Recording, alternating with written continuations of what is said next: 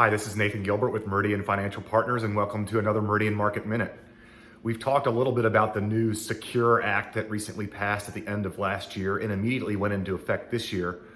One interesting provision that I was reading about recently is the qualified birth or adoption distribution.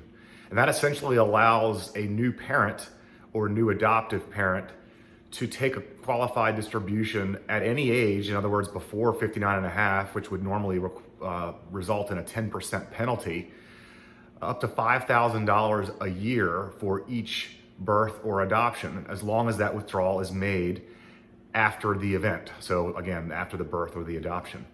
What's interesting is because the law is so new, it's likely that many plans and IRA holders won't even have the proper forms or processes in place to do this yet.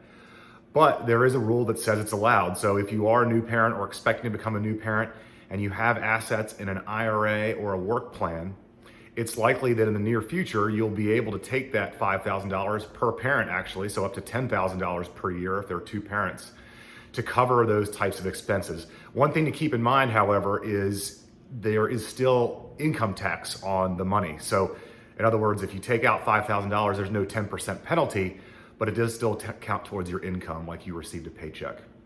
So at the cocktail party this weekend, if you're around any new parents, you might want to ask them, are you going to make a qualified distribution for your child's birth? Thanks for watching, and I'll talk to you next week.